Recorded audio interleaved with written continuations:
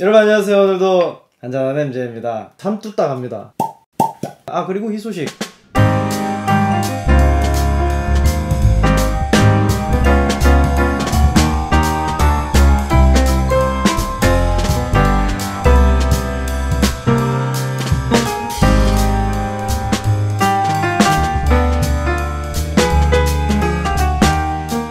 어느덧 벌써 2월이네요. 올 한 해 계획하셨던 일들 잘 진행되고 계신가요? 이번에 드디어 글렌 알라키에 이렇게 또 도움을 받아서 진행을 하게 됐습니다. 정말 귀한 빌리 워커의 또 다른 모험, 새로운 나무 버진 오크 캐스크 시리즈입니다. 보기만 해도 굉장히 케이스부터 아예 여기 써있어요. 리미티드 에디션. 빌리 워커 선생님의 철학이나 이런 게 굉장히 쉐리 캐스크에 많이 닿아 있잖아요. 이전 편 제가 글렌 알라키에 대해서 설명했던 거 보면. 근데 쉐리 캐스크를 마음껏 구하기가 어렵기 때문에 뭐 아메리칸 오크라든가 다른 캐스크들을 계속 사용을 합니다. 근데 빌리 워커는 거기서 한 발 더 나아가는 거죠. 물론 지난 시간에 설명드렸던 뭐 카발란이라든가 이런 다른 위스키 회사들도 다양한 오크 캐스크를 많이 사용을 하지만 이번엔 좀 특별해요. 아예 다른 수를 넣지 않았던 새 나무통에다가 그 나무가 자라는 지역으로 구분을 했습니다. 물론 뭐 아메리칸 배럴을 갖다가 글렌 알라키를 숙성을 시켜서 쉐리에 시즈닝 하기도 하고 하는데 그런 것들 말고 애초에 똑같은 원액을 가지고, 이게 재밌어요. 다 전부 다 12년 숙성이죠. 같은 원액입니다. 같은 원액을 가지고 각자 다른 나무에다 숙성을 시키는 거죠. 물론 엑스버번, 그러니까 버번 캐스크를 사다가 일단 10년 정도 숙성을 시킵니다. 그리고 그 뒤에 어떤 거는 스페인산 참나무, 어떤 건 프랑스 참나무, 그리고 미국의 친커핀이라는 좀 독특한 참나무까지. 사실 세 개가 다 같은 종의 나무이지만 자라는 환경, 토양, 그리고 이제 기후, 그런 것들이 다르기 때문에 모양도 조금씩 다르고요. 특히 친커핀 같은 경우는 빌리 워커 할아버지가 아예 얘기를 하셨는데 미국 오크는 화이트 오크라고 합니다. 그런 흰색 참나무를 얘기를 하는 거죠. 캐스크도 확실히 색도 밝고 거기에서 나오는 술도 색이 조금 더 밝은 편입니다. 근데 옐로우 오크라고 얘기를 하시더라고요.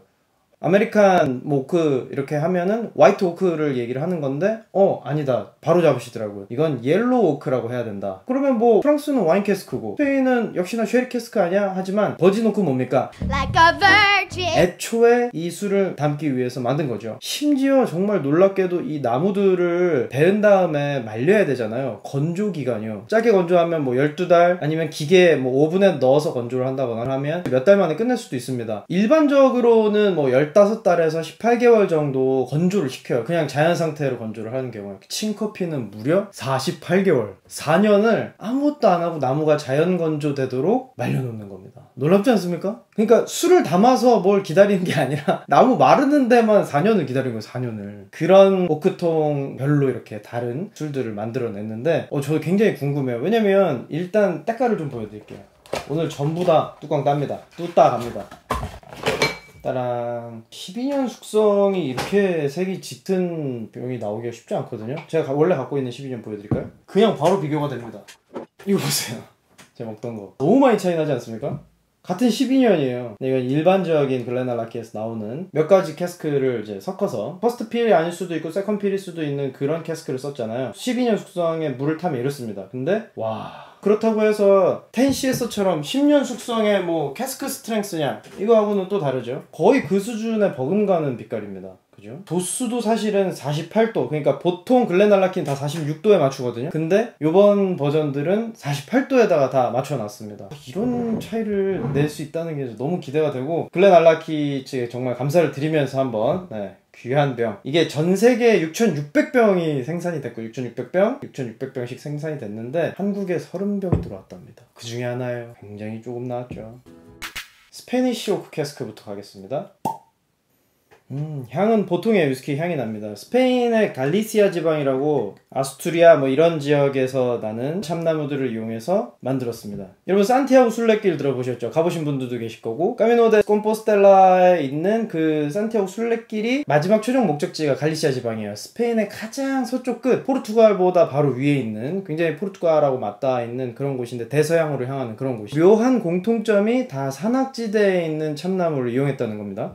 그래서 좀 더 나무를 다루기가 어렵고 땅에 그 때루아를 많이 머금고 있다고 해요. 근데 보통은 이제 참나무도 커야 되고 그러니까 이런 지역에서는 좀 캐스크를 잘 사용하지 않는데 보통 그 지역에 와인을 숙성하는데 많이 사용을 하죠. 그 동네 또 와인이 또 많이 나잖아요. 근데 그걸 굳이 들여와서 숙성을 했다는 거죠. 빌리 워커 할아버지가 처음에 굉장히 많은 연구를 했답니다. 다 10년 정도 숙성이 된 뒤에 다 추가로 숙성을 하는 거죠. 12개월에서 24개월 정도. 근데 24개월은 좀 너무 긴 것 같고, 그래서 가장 최적의 추가 숙성 기간을 18개월로 봤답니다. 그 스윗 포인트라고 얘기를 하세요.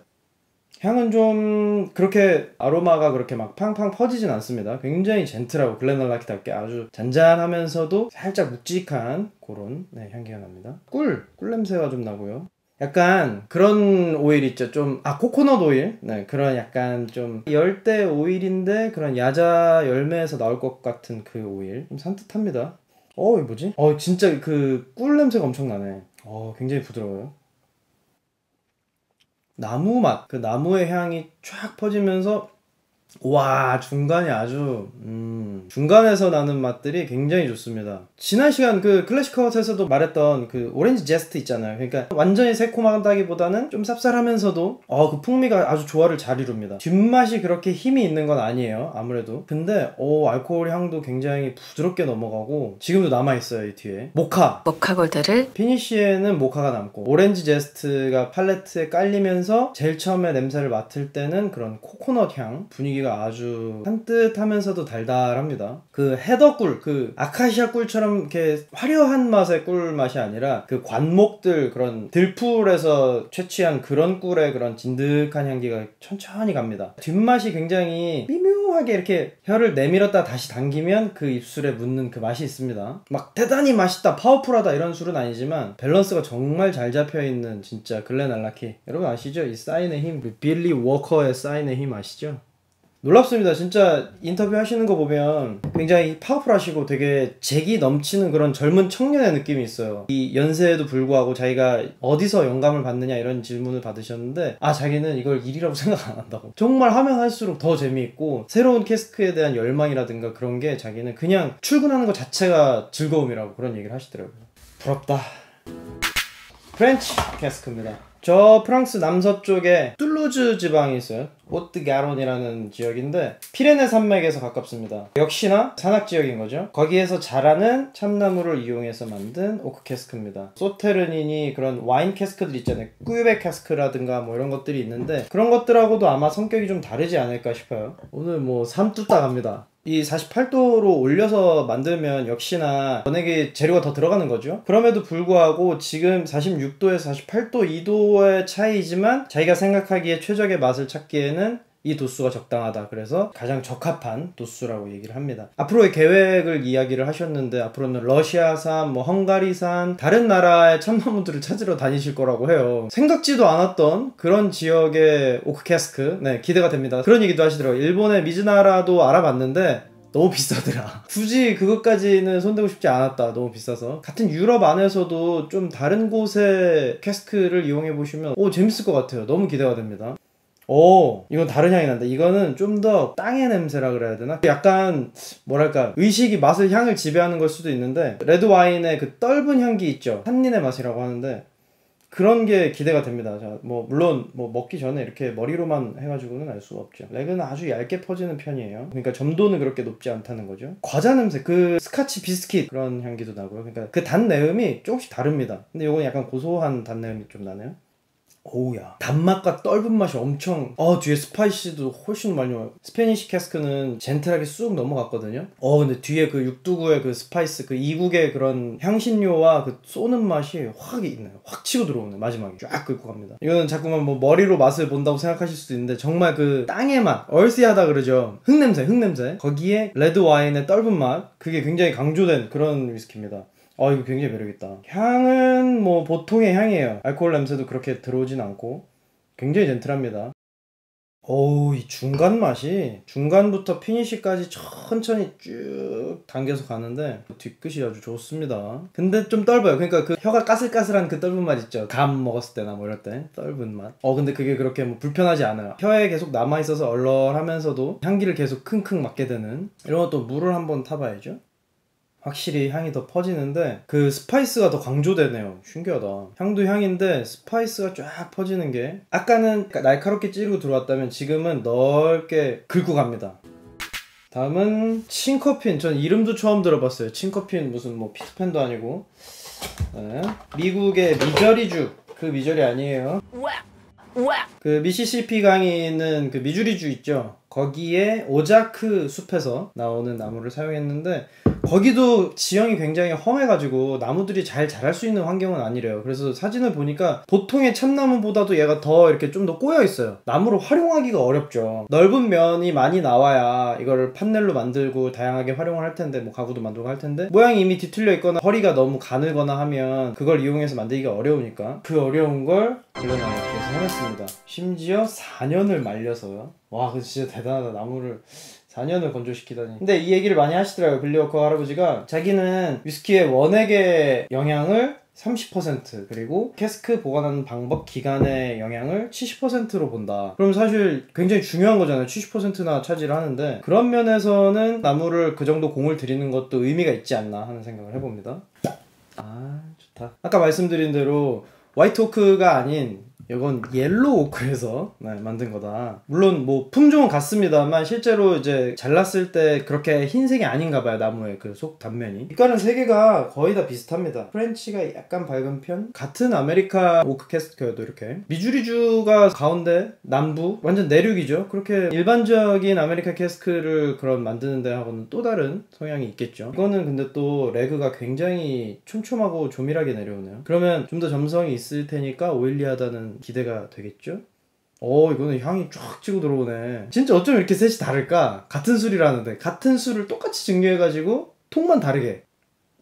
맛있다. 와, 단내음 쫙. 역시 오렌지 제스트도 약간 들어있는데 그거 다 빼고 뒷맛이 엄청 달면서도 그 정향이라든가 그 지난 겨울에 제가 뱅쇼 만들 때 났던 그런 시나몬이라든가 그런 그 이국적인 이 향신료들이 막 다 같이 어울려서 어울렁더울렁 들어옵니다. 와, 이거 좋다. 밸런스는 사실 앞에 두 술이 좋고요. 자기 캐릭터를 정확히 뽐내는 건 얘다. 사실 처음에 들어올 때는 약간 쓴맛이 나요. 쌉쌀한 맛이 나는데 중간에 단맛이 혀를 감싸고 뒤를 넘어가면서 온갖 향신료가 피어납니다. 재밌네. 막 맛있다 이런 게 아니라 이 친구 캐릭터 있네 이런 느낌이 납니다. 딱 그 중간에 맛이 약간 붕 떠 있는데 쫙 떠서 갑니다. 그리고 목구멍을 싹 긁으면서 처음은 젠틀하고 얘는 좀 스파이스가 있다고 그랬잖아요. 그 사이에 있습니다. 뒷맛까지 짜르르 한 게 피니쉬가 굉장히 힘이 있고요. 의외다. 사실 아메리카 오크 캐스크는 피니쉬가 좀 짧은 편이잖아요. 근데 이거는 쭉 갑니다. 약간 매콤한 느낌. 전체적으로 맛이 피어나는 게 과일의 맛이 피어나는데 포도 냄새? 포도밭? 확실히 물을 넣으니까 그런 좀 더 과일의 프루티한 맛이 중간에 살짝 들어옵니다. 이 피니쉬가 계속 가요. 약간 떫은 그런 맛이 쭉 갑니다. 신기하네. 네, 오늘 이렇게 간단하게 글렌알라키 레어템 정말 리미티드 에디션 3종 시음을 해봤는데요. 글렌알라키에 가면 멋있게 만든 영상이 아니라 온라인 시음회를 하는 영상을 많이 올려놨는데 저는 그거 1시간이고 2시간이고 다 보거든요. 재밌더라고요. 근데 계속 강조하는 게 계속해서 나는 새로운 도전을 할 거고 그것들이 정말 맛있는 포인트를 찾기 위해서 난 아직도 개발 중이고 연구 중이다. 같이 일하는 친구들이랑 정말 나는 재밌게 연구를 하고 있다 하는데 진짜 앞으로도 더 기대가 됩니다. 그리고 희소식 글렌알라키가 지금 15년 18년 쭉 있는데 21년 라인업이 올 4월에 나온다고 말씀하시더라고요. 그리고 여러분들 좋아하시는 10CS 10년 요것도 배치 넘버 5가 곧 나온답니다. 기대가 됩니다. 저 포도 아직 안 먹어봤는데 기회가 되면 두 병을 같이 앞으로 이제 글렌알라키하고 좋은 어떤 관계를 유지를 할 수 있게 돼서 좀 더 여러분들하고 다양한 것들을 좀 더 빠르게 시음해 볼 수 있을 것 같습니다. 좋은 날이 계속 오고 있어요. 여러분 진짜 구독자가 많다기보다는 그냥 차곡차곡 제 어떤 아카이빙을 해가고 있다는 느낌이 들거든요. 그리고 그거를 좋게 봐주시는 분들이 계속 생겨나고 있다는 거에 대해서 굉장히 기쁨을 느끼고 앞으로도 제가 열심히 여러분들하고 한잔하면서 여러가지 재미있는 술 이야기 나누도록 하겠습니다. 그럼 오늘도 살루트. Slunge.